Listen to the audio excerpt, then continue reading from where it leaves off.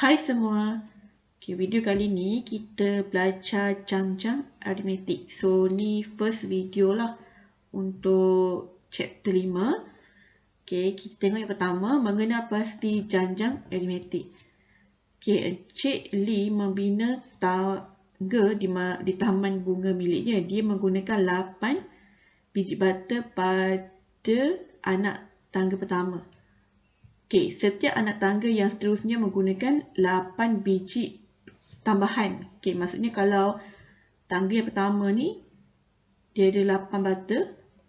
Okay, so yang kedua tu dia lagi bertambah. Okay, bertambah macam mana tu? Okay, kat bawah ni lah kot. Tangga yang bawah lagi bertambah lah.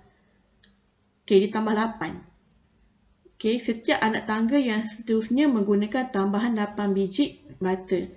Okay, jumlah bata yang digunakan pada setiap anak tangga boleh ditulis dalam satu cucukan. Okay, yang pertama 8. Okay, so bila tambah 8, jadi 8 tambah 8, 16. Ni untuk tangga yang kedua. Okay, lepas tu tambah lagi 8. So, 16 tambah 8 dapat 24. Ni tangga yang ketiga. Dan seterusnya. Okay, jika Encik Lee ingin membina 18 anak tangga, berapakah bilangan bata yang diperlukan oleh Encik Lee? Okay, so untuk secara manual, awak boleh tambahlah macam okay, 8, 16, 24. Okay, 24 tambah 8 lagi, 32. So, sampailah sebutan yang ke-8. Plus, dia nak yang ke-18 anak tangga kan? Ini yang pertama, kedua, ketiga, keempat. Cari sampai yang ke-18. Tapi, lamalah kan nak cari. So, sebenarnya kita ada formula untuk kita carilah. Okay, kalau tengok kat sini dikata 8, 16, 24 ialah cucukan yang mengikut corak tertentu dan terhingga. Okay, mengikut corak tertentu dan terhingga tu maksudnya tak terhentilah sebab dia tanda yang titik-titik ni. Okay, cucukan seperti 3, -3, 3, -3 ni lah cucukan tak terhingga. Okay, ni macam nombor berulang. Okay, lepas tu titik-titik ni maksudnya tak terhingga. Tapi dia bukan mengikut corak tertentu lah. Macam yang ni kan dia ada penambahan. Okay, setiap nombor dalam cucukan dikenali sebagai sebutan. Okay, dengan sebutan pertama ditulis sebagai T1. Okay, sebutan pertama, sebutan kedua, sebutan yang ketiga. Okay, T sebab kalau dalam bahasa Inggeris, term. Sebab tu T. Term ataupun dalam bahasa Melayu, sebutan. Okay, sebutan kedua kita tulis T2 dan seterusnya sehingga sebutan Tn. Okay, Tn tu maksudnya yang terakhir lah ataupun tengah-tengah ke apa. Tn tu maksudnya n tu kita boleh ganti sebutan yang keberapa pun, iaitu sebutan ke n. Okay, hasil daripada inquiry 1, okay, ni boleh tengok dalam teks lah. Didapati bahawa beza antara sebarang dua sebutan dalam satu jujukan ialah satu pemalar yang sama. Pemalar tersebut dikenali sebagai beza sepunya dan diwakili dengan D. Oleh itu, okay, kalau tengok kat sini, 8, 16, 24. Okay, ni sebutan pertama, sebutan kedua, sebutan ketiga. Okay, so beza antara sebutan pertama, kedua ni, kita panggil beza sepunya ataupun sebutan D. Okay, diwakili D. So, D sama dengan okay, T2 tolak dengan T1. Formula dia. Okay, maksudnya 16 tolak 8. Kita akan dapat 8. Okay. And then, untuk dia menjadi janjang aritmetik, sebutan yang kedua, ketiga ni, dia punya D mesti sama. Okay, maksudnya D yang kedua adalah T3 tolak T2. Okay, so 24 tolak 16, kita dapat 8. So, kita nampak kat sini sama D dia. Ini dipanggil sebagai beza sepunya. Okay, so D sama dengan T2 tolak T1, dia mesti sama dengan T3 tolak T2 yang mana saya sebut ni. Okay, and then kalau dia tak sama, maksudnya dia bukan beza sepunya.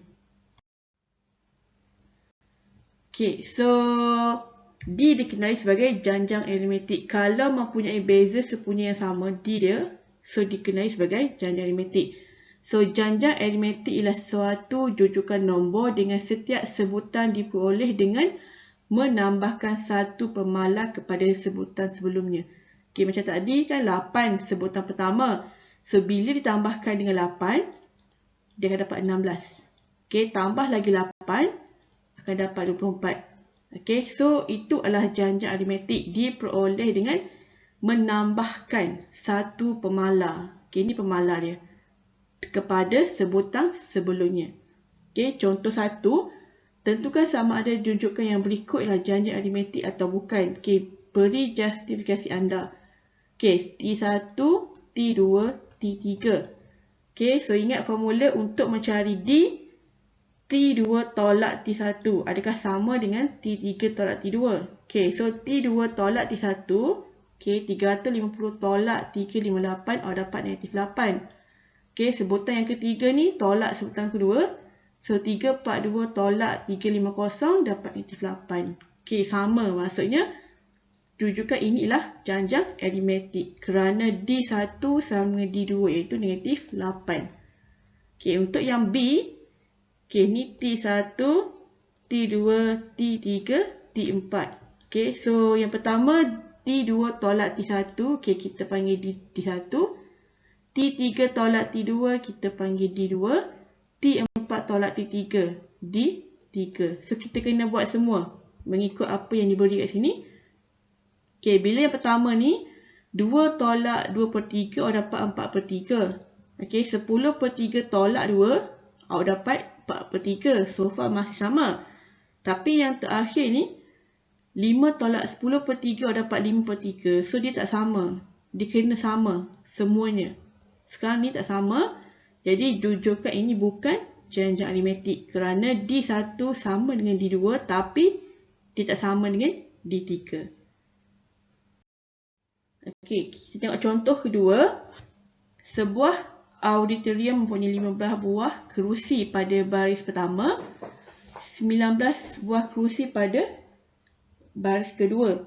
Okey, 23 buah kerusi pada baris ketiga dan seterusnya. Okey, maksudnya kat sini kita ada T1 dia adalah 15, T2 dia adalah 19, T3 adalah 23 ataupun kalau kita susun 15, 19, 23. Okey, macam ni lah. Okey, so dia minta kita tentukan sama ada dia janjang aritmetik atau bukan. And then beri justifikasi. Okey, so macam biasa, yang pertama, T2 tolak T1 ni. So, D1 and then T3 tolak D2. So, ni D2. Jadi, 19 tolak 15 dapat 4. And then 23 tolak 19 dapat 4. Okey, kalau nampak sini sama. So, oleh sebab beza sepunya, janjang ini adalah sama, iaitu 4, maka susunan kerusi pada setiap baris di dalam auditorium tersebut mengikut janjang aritmetik. Okey, so kita kena make sure semua nilai yang diberi, contoh kat sini diberi 3 sebutan. Okey, so bila 3 sebutan, awak kena cari at least yang ni lah 2. D sama ke tak? Kalau diberi 4 sebutan, awak kena cari lagi D3. Okay, kalau diberi 5 sebutan, kena cari sampai D4. So, kena make sure semua D tu adalah sama. Okay, so barulah kita tahu itulah janjang aritmetik. Okay, so kita jumpa lagi untuk next video. Jangan lupa subscribe dan tekan butang lonceng untuk dapatkan notification video terbaru Cikgu Shu. Terima kasih semua. Bye.